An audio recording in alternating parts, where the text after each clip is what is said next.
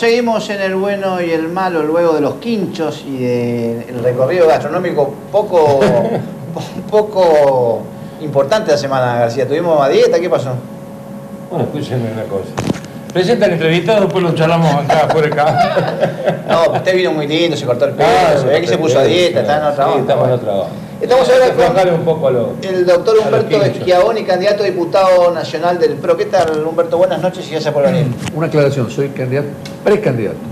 ¿Pero compite con alguien? No, pero después de las pasos recién. Recién ahí se recibe candidato, exacto, digamos. Está bien. No, pero está bien, se oficializan las listas.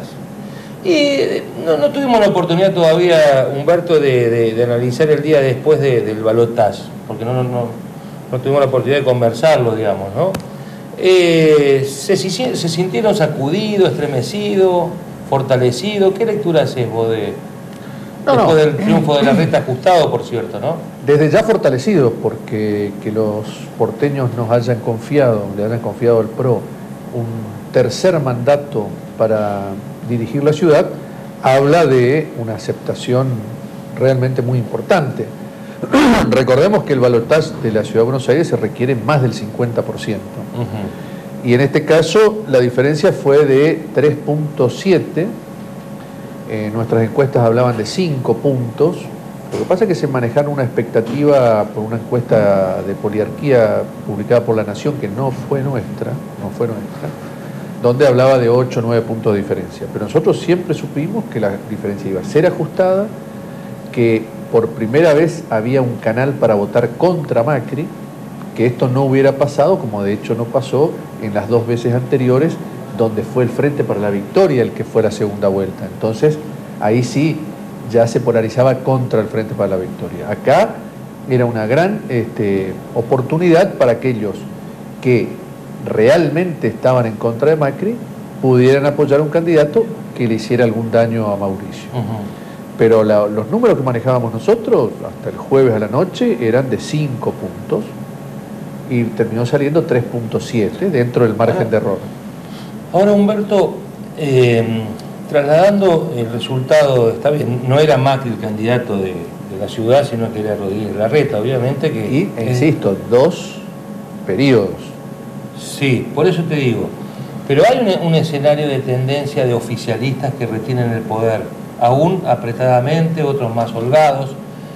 Digo, esa misma lectura se puede dar en la pelea final por la presidencia, es decir, a ver, puede haber un respaldo a quienes siguen gobernando hoy el país, digo, teniendo en cuenta esta tendencia que hay. ¿O es diferente el escenario? No. Nosotros pensamos que la elección nacional, cuando se elige presidente, la gente vota presidente. Recuerdo lo que pasó en el 99. El justicialismo había ganado prácticamente todas las provincias que gobernaba y recuperó alguna otra, que me parece que fue Tucumán, con elecciones desdobladas de la nacional. Un mes después de las elecciones provinciales desdobladas, donde, insisto, el justicialismo ganó todas sus provincias, De la Rúa le gana a Duhalde en esas mismas provincias donde había ganado el oficialismo justicialista. Sí, menos emisión y el voto presidencial es autónomo de lo que pasa en las provincias. Nosotros creemos que el voto presidencial es autónomo. Es más, es un voto que está cruzado. En el 2011 nosotros tuvimos votantes que votaron por Macri en la ciudad y votaron por Cristina en la nación. Por eso hay que tener mucho cuidado. De cualquier manera, si uno, haciendo el ejercicio inverso, si uno computa los porcentajes que fue sacando el oficialismo nacional y las distintas variantes de la oposición, da una mayoría de la oposición. Es decir, en Santa Fe el justicialismo Frente para la Victoria sacó 30 puntos. Los radicales y socialistas más el PRO sacaron 60 puntos, 60 y algo de puntos. En Córdoba pasó lo mismo, el Frente para la Victoria sacó 18 puntos con Acastelo, entre De la Sota, Schiaretti y Aguad Baldassi, con el apoyo de Macri, se sacaron cerca del 60%. En Mendoza pasó lo mismo. Sí, 70-30 te da más o menos la distribución de los votos opositores. Más o menos, 60-40, para ser más. Y en este esfuerzo de ubicar a Macri en que continúe polarizando con Scioli, digo, ¿hasta dónde ¿hasta dónde sirve el voto contra, digamos, ¿no? Contra el gobierno? ¿Vos decís que lo puede llegar a capitalizar masivamente Macri o se puede dispersar? O, obviamente está la punta de Massa en el medio, las otras expresiones de los partidos denominados más chicos. Sí, nosotros no estamos trabajando un voto contra. Ajá. Nosotros estamos trabajando un voto pro. Una alternativa de cambio, una alternativa de un país distinto, una alternativa de un país con instituciones, una alternativa de un país con economías regionales fuertes, una alternativa de un país de convivencia y de encuentro. No estamos trabajando el voto anti, como vemos que algunas otras campañas pueden ser. Apostamos a el cambio, pero siempre propositivo. Y creo que hoy está bastante claro que hay un porcentaje ya definido de la sociedad que quiere ese cambio y un porcentaje definido que quiere la continuidad. Y hay una franja que nosotros aspiramos a capitalizarlas dentro del voto del cambio. Humberto, dentro del comité de campaña de Macri, faltando 10 días de campaña, porque después viene la B, ya no se puede hacer más campaña, ¿cuáles son los números que manejan ustedes hoy en el búnker de Macri? Nosotros no tenemos números actualizados, recién va a haber esta semana una encuesta, la que tenemos es de cerca de 18 días, pero pasó algún agua bajo el puente. Esa encuesta nos daba que frente a frente, es decir, Frente Cambiemos contra el Frente para la Victoria, estamos prácticamente en un empate técnico, es decir, los votos de Macri, sumado a los de Lilita, sumado a los de Sanz, daba muy parecido a lo que tenía Scioli con Scioli.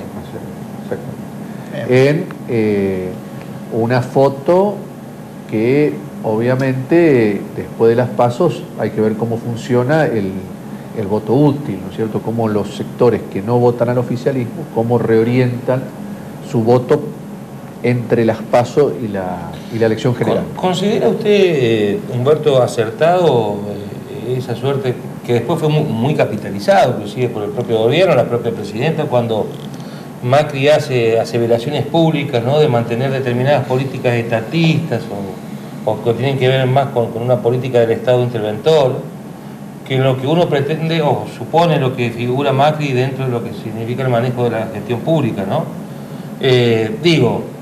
Respaldar lo de la privatización, la estatización de aerolíneas, creo que mencionó el tema de las asignaciones universales, el tema del gasto público y demás.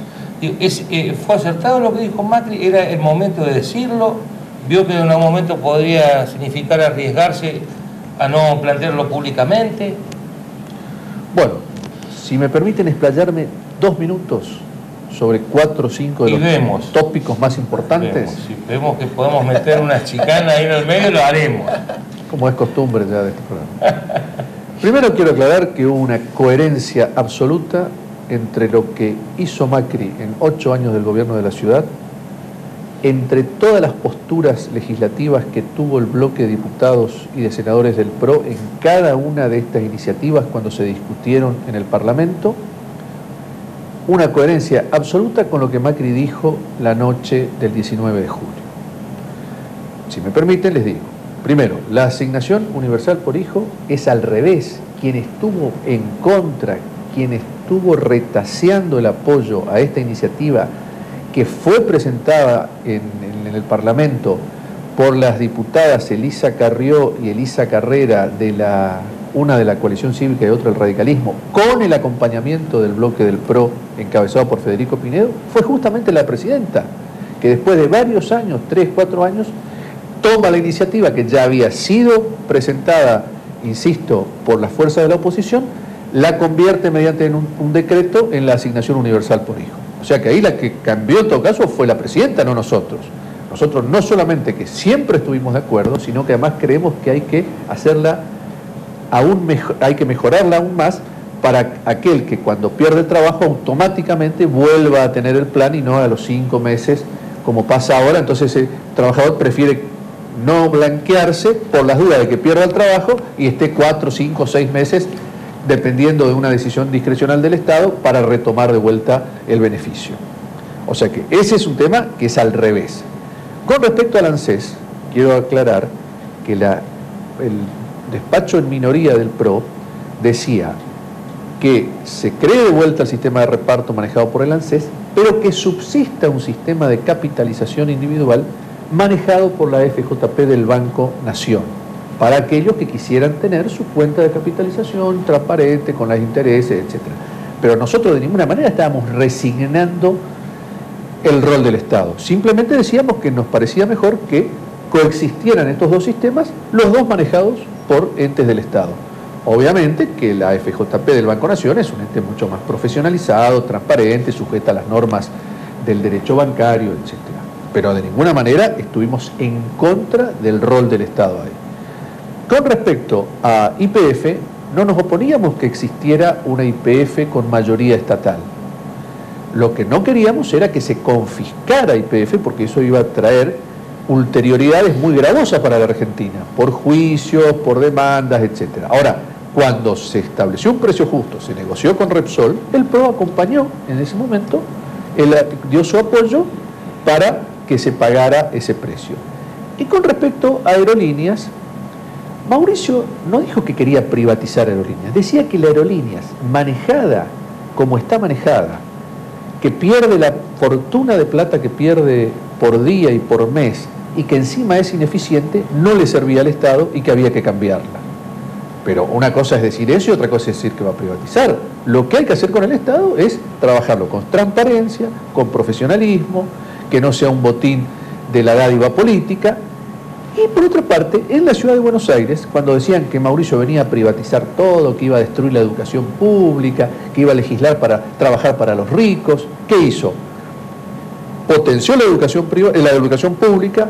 Hoy las escuelas de la ciudad de Buenos Aires tienen portugués e inglés desde primer grado, tienen computadoras, tienen un entorno de conectividad, se han reparado todas las escuelas. Cuando Mauricio asumió, había escuelas que no tenían calefacción, no sé si ustedes se acuerdan, una ley votada por la legislatura de emergencia edilicia ya en el gobierno de Aníbal Ibarra.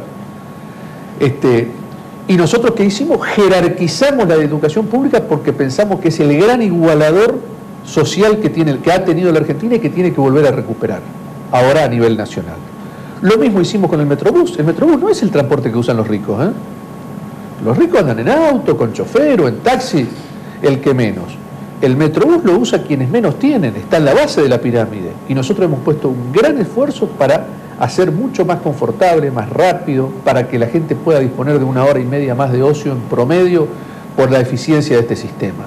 Y así le podría dar muchos ejemplos de lo que Mauricio ha hecho en la ciudad.